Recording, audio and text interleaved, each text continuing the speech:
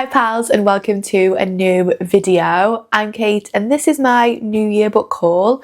Over Christmas I bought myself some books, I was gifted some books, and I also got some vouchers. So this is all the new stuff that I have, and I also have some kind of reading adjacent bits and pieces. Let's go ahead and get started. First up is The Heart of a Dog by Mikhail Bulgakov. I was in Waterstones having a coffee and I spotted this. This has been on my list of books to buy that I always keep on my phone for about 6 months. So when I spotted it, I just decided to pick it up. This is sometimes also called A Dog's Heart, depending on which translation that you get. I've previously read Master and Margarita, and I've also read A Country Doctor's Notebook by Mikhail Bulgakov. I adore both of those, and so I do want to get to more of him. And winter is for the Russians, I always think. And much like his other works, this is a kind of satirical, absurdist take on the kind of early years of the Soviet Union. This was originally published in the 1920s, I think. The translator for this is Michael Glennie, and his translation of A Country Doctor's Notebook is my favourite that I've read. I've read 2 different translations and I much preferred his. I have high hopes for this one, and my plan with it is to use it as a little like pick-me-up between reading longer novels. Just before Christmas, I ordered myself a couple of things from Persephone Books. The first thing is The New House by Lettice Cooper. Last year I read Tea on Sunday by Lettice Cooper, and I had that in my Classic Crime for Cosy season video, and I think I mentioned in that video that she turned to writing detective fiction quite late on in her career. Previously to that, she published just kind of general domestic fiction works, and that she was a Persephone Books author. I had it on my mind since like September time that I had to read one of the works that Persephone Books published, and it was a toss-up between this one, The New House, or National Provincial. This one is introduced by Julie Cooper, and I really trust her to kind of give me a good time. The end papers for this one, like all Persephone books, are absolutely stunning. This was first published in the late 30s and follows a family as they move from quite a sprawling, secluded, kind of large, fancy house into a much smaller one. It's very much in that domestic fiction sphere. I trust Persephone and I trust Julie Cooper, and I've had great luck with her previous kind of detective fiction, so fingers crossed for this one. Also from Persephone Books, I got one of their fabric book envelopes. I already have a case that I used to kind of carry around my books, but it is a large one and I've had it for a couple of years and it is looking a little bit kind of worn around the edges now. Persephone do these book envelopes and they're made for the Persephone book size, so paperback size. The fabrics are part of the end paper designs that you get on the books. They're just really, really sweet. It wasn't expensive. This is the perfect size for a paperback and a notebook, or a Kobo and a notebook, so I'm very happy with this, and I've been using it since December, and so far it's remained relatively clean and tidy. For Christmas, my sister got me The Lion, the Witch and the Wardrobe by C.S. Lewis. I have of course read this before. This is a Hatchards publishing edition, and Hatchards are a bookshop in London, and I think that they're the oldest bookshop in the UK. Every year before Christmas they publish special editions of like beloved classics, and mainly 20th century classics, and this is part of the kids series of those special editions.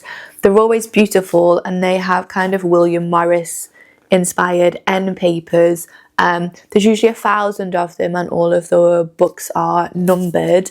I meant to order this for myself, forgot all about it, and then when I went to order it just before Christmas, they had all sold out. So my sister really luckily got this for me, otherwise I wouldn't have been able to get hold of it.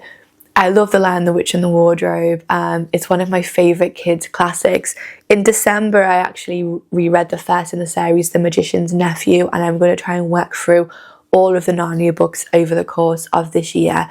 So this is a beautiful, beautiful edition, and I'm very happy to have it. Next up are a couple of crime novels. The first one is The Impossible Fortune by Richard Osman. This is the latest in the Thursday Murder series. I and ahed something terrible about whether or not I should get this. The last book in the series, The Last Devil to Die, I was kind of lukewarm on, so I really couldn't decide if I wanted to carry on with this series. I did decide to pick it up, and I'm saving this for when I've been reading something that's like a little bit denser or a little bit heavier, and I would just like a nice break from it. I did ruin the book by taking a sticker off in this corner, which is absolutely infuriating, but I think after I've read this, I will make a decision of whether I'm going to carry on reading them or not. So we'll see with this one. And the next crime one is Darkrooms by Rebecca Hannigan.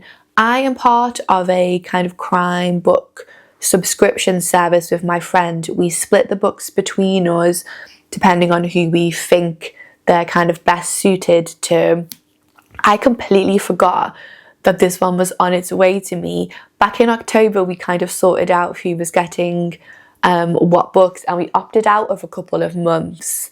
So I forgot that I'd said I wanted this one, and the reason why I said I wanted this one is I'd never heard of the author before. This is Irish crime fiction, but when you have a little look at the reviews and kind of like the blurb for this one, this is for fans of Tana French, Liz Moore and Colin Walsh. So this could potentially be exactly what I've been looking for. In my last video, the beginning of the year book tag, I mentioned that I've been looking for some kind of more literary, kind of slow burn crime novels, and all of those authors are kind of in the right style. So this could be the kind of fates deciding that this is the book for me. For Christmas, my dad got me a book voucher, and I had a lovely hour or so in Waterstones a couple of days ago, having a coffee and a cake and choosing the books. The first thing that I got is The Brothers Karamazov by Fyodor Dostoevsky. The only reading resolution that I have for this year is that I would like it to be the year of big classics. But knowing that resolutions that we all set in ourselves in January can sometimes feel a little bit like redundant by like the latter half of the year, what I've done is set myself a goal for the first few months of some big classics, some big books that I would like to get to. The first one is American Wife by Curtis Sittenfeld, which again I mentioned in my beginning of the year book tag. The second one I would love to read at some point between now and the end of March is The Brothers Karamazov. I've never read this. I've read Crime and Punishment and like really enjoyed it. I have put this one off, but like I said, winter just feels like the right time for like the big Russian classics. I don't usually buy vintage classics, so the ones with the red spines. I generally prefer Penguin, but I did a little bit of research on the best translations of this, and the general consensus seemed to be that the Pavia and Volokonsky, the P&V translation, is the best for Dostoevsky.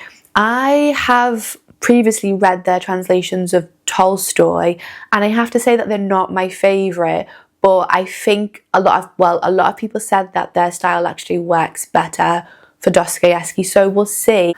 And if this goes wrong and I should have bought the Penguin, I can just blame Reddit and rebuy it. So yeah, I'm very excited for this one. This seems the perfect thing to read in like winter hibernation season. I also got The Correspondent by Virginia Evans. We've been joined by my cat. I have seen this recommended everywhere, from on the radio to friends to booktubers, all raving about how much they enjoyed this and how it was one of their books of the year. This is an epistolary novel, and I absolutely love that format for novels. It's giving to me, I don't know yet, but I'm kind of getting the vibe of like the Guernsey Literary Potato Peel Pie Society from this. I'm quite excited to read this, so I think I'll be getting to it quite soon. I don't usually buy hardbacks from unknown authors. This is her debut novel, but the paperback isn't out for a little while. The Kobo edition is quite expensive, and my library has temporarily closed down for refurbishment, so I kind of didn't really have a choice if I wanted to read it soon, which I really do. Next up is the latest release in the British Library crime classic, Sky High by Mikhail Gilbert. This was released just a few days ago, actually. My Waterstones had it in a little bit early. I picked this up because I really trust them to choose a good crime novel, but also because this is meant to be a classic village mystery. Village mysteries are like one of my favourite crime fiction tropes, so fingers crossed for this one. I would actually love to do a recommendation of the best kind of English British village mystery, so maybe I'll do that at some point. And last for the books is Hangover Square by Patrick Hamilton. I've had this on my list of books to buy for about a year. Last year I read The Heat of the Day by Elizabeth Bowen, that The End of the Affair by Graham Greene, and this are like the trifecta of London Second World War novels, and so I feel like I haven't read the kind of Blitz novels completely until I've got through this one. This is very much the kind of 20th century classic. The actual edition has a shiny cover, which I'm not so fond of, but you can't have everything. Right, and last up is my new reading journal / commonplace notebook. Did I technically need a new one of these for the new year? No, but I do think it's always a nice treat for January to have a kind of blank, clean slate for your notes.